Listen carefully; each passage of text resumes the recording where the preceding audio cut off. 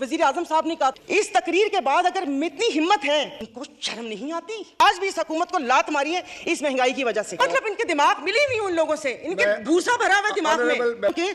कपड़े उतार कर हम लोगों को दिखाए, जिस्म फरोशी बोलूंगी, क्योंकि अगर इज्जतें बिखरी होती तो सब खरीद लेते हैं, उससे गुजरते ही नहीं है और आप यहाँ पर आके भाषण देते हैं। अस्सलाम वालेकुम नाज़रीन इकराम, आप ये वीडियो देखिए, फिर इस पर डिटेल में बात करते हैं। IMF से मुआहदा हुआ है, ये मुल्क के लिए बहुत ज़रूरी है और ये है वो है, तो मैंने भी कोई तनकीद नहीं करनी थी। अब जाहिर है पाकिस्तान को डिफ़ॉल्ट होता तो नहीं देख सकते, हालांकि गो कि इसमें मेरा कोई हिस्सा नहीं है, तो लेकिन मैंने सिर्फ वज़ीर ख़जाना साहब को एक रिक्वेस्ट करनी थी कि 15 और 25 वाले को तो छोड़ें, मुझे एक 50,000 वाले का बजट बनाकर दिखा दें।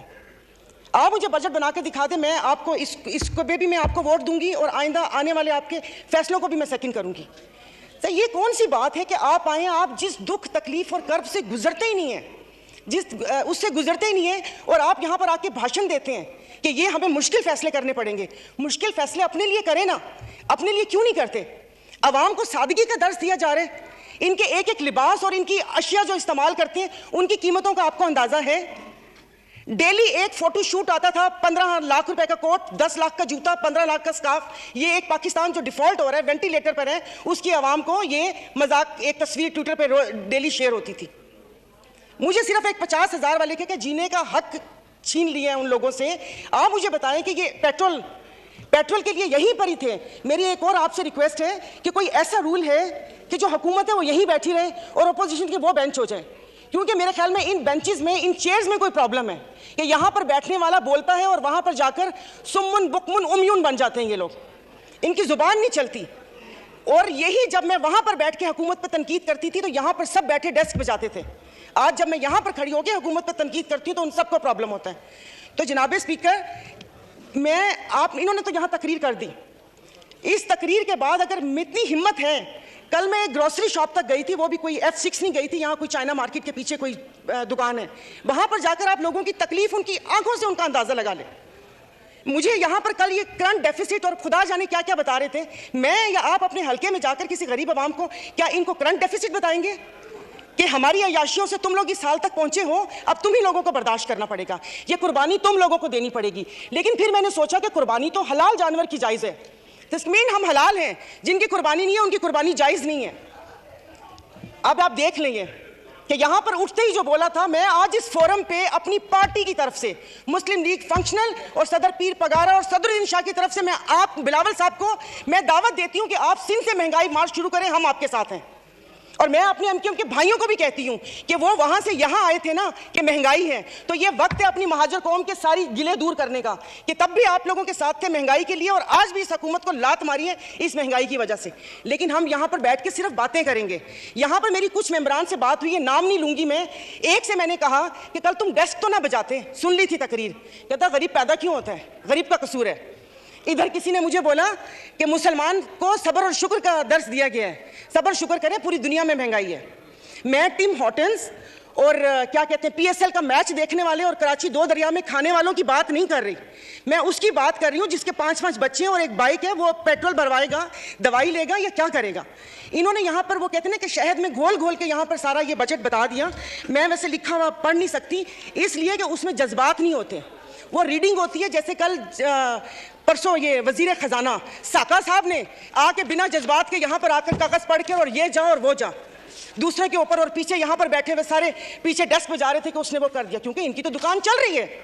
मैं उस दिन नहीं थी, मैं उनको खराज तहसीन पेश करती हूँ मुफ्ती अब्दुल शकूर को कि जिन्होंने एटलीस्ट इन 2 वजारतों के कपड़े उतार कर हम लोगों को दिखाए। ये ऐसे नहीं होगा। मुझे बताएं कि वो अवाम ही नहीं रहेंगी तो आप लोग हुकूमत किस पे करेंगे? और बिजली की बात कर रहे हैं तो आप मुझे बताएं कि IPPs के मुआहदे किसने किए थे? IPPs के मुआहदे तो इन्होंने किए। स्पीकर साहब, आपकी तवज्जो चाहूंगी, कल उन्होंने कहा कि हुकूमत जैसे ही संभलने वाली थी तो सैलाब आ गया। तो जनाब स्पीकर, मुझे माफ कर दीजिए, जिस वक्त सैलाब आया तो उस वक्त तो हम अपनी जिंदा दिली का सबूत दे रहे थे। 75 करोड़ आवाम के खून पसीने और टैक्स की कमाई से हम यहाँ पर तकरीबात कर रहे थे। और मजे की बात है, प्लीज, मतलब मैं बहुत आराम से बात कर रही हूँ, कोई तंज नहीं करूंगी, कि अभी आइन की तकरीबात का आगाज हुआ है। क्या आइन के आर्टिकल 3 आई थिंक 27 या 35, 36 आगे, क्या उस पर यह रियासत पूरा उतरती है? क्या हमारी जानो माल की हिफाजत है यहाँ पर? हमें बुनियादी सहूलतें मुयस्सर हैं यहाँ पर? मतलब हम लोग इतने नाक के पक्के हैं कि उस पर वो करके आइन की बात कर रहे हैं। मैं किससे आज़ादी मांगूं? क्या गोश्त खाने के लिए हमने आज़ादी मांगी थी कि खुला गोश्त यहाँ पर खाने को मिल जाए? उसके अलावा तो कुछ भी नहीं है। और मुझे माफ़ कर दीजिएगा कि उस कश्मीर वाले दिन में यहाँ पर ना वज़ीर आज़म थे, ना वज़ीर ख़ारजा थे, ना दिफा मिनिस्टर थे, और ये यहाँ पर कश्मीर का वो हो रहा था। और जो मोदी की कहानी सुना रहे थे, मुझे तो एक सेकंड के लिए, मैं तो उस वक्त आई थी, मैं समझी कि आप शायद यहाँ के हालात सुना रहे हैं। मुल्क को पता नहीं आप लोगों ने कहाँ से कहाँ पहुँचा दिया। जनाब स्पीकर, अभी वज़ीर आज़म साहब ने कहा था कि ये जो थर कोल है ये गेम चेंजर होगा, उसके ऊपर तो टैक्स लगा दिया। वो क्या गेम चेंजर होगा? 2 हफ्ते पहले, 1 हफ्ते में 4 खुदकुशी हुई हैं। और मैं इस ऐवान के सामने कहती हूँ कि ठीक है, मेरे हस्बैंड वेल ऑफ हैं, बट मैं एक मिडिल क्लास फैमिली से हूँ। मेरे भाई ने परसों मुझे मैसेज किया और उसने बोला कि दुआ करो कि मैं मर जाऊँ।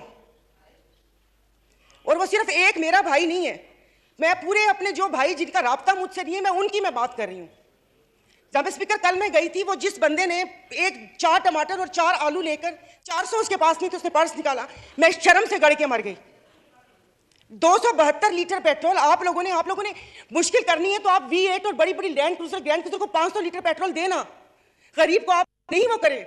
दवाइयां तो वो दवाई नहीं मिलती। सरकारी अस्पताल का आपने हाल देख लिया। मैं प्लीज आप मार दें, आप प्लीज मार दें। ये मेरी बहन पीछे बैठी हो तो पीछे ही बैठी रहो, अगली दफा की टिकट नहीं मिलेगी अगर ज्यादा स्पीकर। मतलब इनके दिमाग मिली नहीं उन लोगों से, इनके भूसा भरा हुआ दिमाग में, तो चली जाएगी यहाँ से। तो हम बदमाशियों को मार देना कि इस मुश्किल हालात में भी जीने की ख्वाहिश रखते हैं, ये बदमाशी नहीं है तो और क्या है? इज्जतें नीलाम हो। अभी तो पहले किसी ने मुझे कहा कि आगे क्या होगा, बच्चे तो बिकते थे, इज्जतें भी नीलाम होती थी। आई एम सॉरी, भले आप एक्सपेंस कर दीजिएगा अल्फाज, पहले ढके छुपे होती थी, अब खुलेआम होंगी। और मैं इज्जत नहीं बोलूंगी, जिस्म फरोशी बोलूंगी, क्योंकि अगर इज्जतें बिक रही होती तो सब खरीद लेते, फिर बिल लाने की जरूरत ना पड़ती कि इज्जत दो हमें। सब यहाँ पर बैठे हुए इज्जतें खरीद लेते अगर इज्जत बिक रही होती। तो आप मुझे बताएं कि कोई लाया अमल दे दें कि अगले 5 साल तक ये मुश्किल हालात बर्दाश्त कर लो, या 10 साल तक बर्दाश्त कर लो, तो फिर भी तसल्ली हो कि ठीक है, मैं नहीं रही तो ठीक है, मेरे बच्चे उसमें रहेंगे।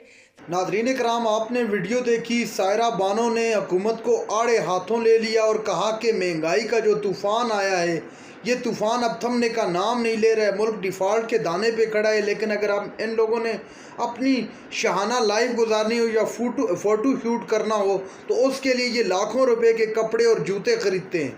नाज़रीन इकराम, शहबाज शरीफ को मज़ीद सुनाते हुए कहा कि इस तरह चलेगी हुकूमत, अगर इस तरह हुकूमत चलानी थी तो इस तरह तो कोई भी चला सकता था।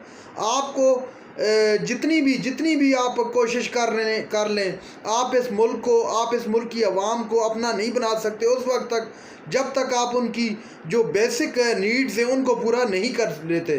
नाज़रीन इकराम, सायरा बानो का मज़ीद कहना था कि इस बेकारी ने इस मुल्क का बेड़ा गर्क कर दिया और सत्या नाश कर दिया। अगर यही हालात रहे, इसी तरह अगर मुल्क आगे चलाने की कोशिश की तो खुदा न खास्ता मुल्क डिफ़ॉल्ट कर जाएगा और फिर ये लोग फिरेंगे जगह जगह और कहेंगे कि हमें चाहिए मुल्क को बचाने के लिए IMF की कड़ी शराइत इन्होंने मानी और जो अवाम पर टैक्सों का बोझ लगाया, बिजली के बिलों का बोझ, अवाम पर जो टैक्सेस लगाए बिजली के बिलों की मद में, अवाम उठ नहीं सकती, यकीन मानिएगा।